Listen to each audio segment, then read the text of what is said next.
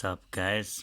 Alright, so I did say in the last video that I wanted to move the Hooter, so it was all a matter of basically finding out where to actually put it, and I think I found a place without making too many changes. So this is the bracket that it was sitting on, which is basically it sits right there.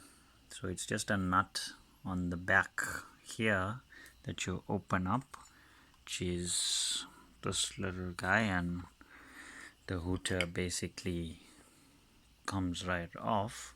Then you take the bracket off for the Allen key, and what I want to do is put the Hooter right here where this cable holder is, and this is actually for the Hooter, so I'm just gonna pull it out right there and check if it looks any better.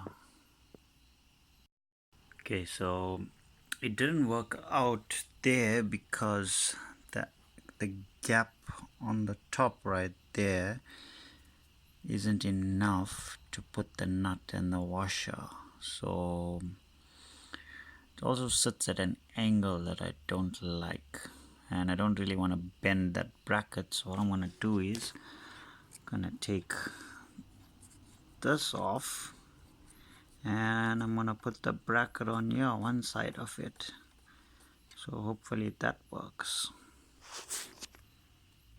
Okay, so I just put a washer on either side right there, and I put the Hooter back on, and now I'm just gonna tighten it up and align it and see the difference. And it's done. So that's back in, it's tight, it's not moving anywhere at all, so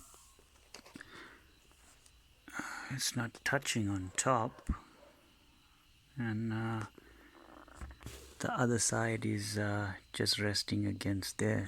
Mind, the bike's dirty, it's been raining, so but all in all it's not too bad.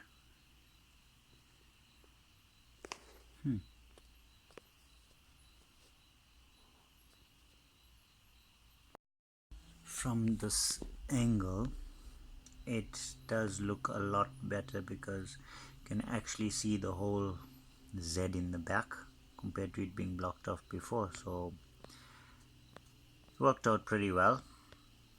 The Hooter still works. Yeah, that's the best part.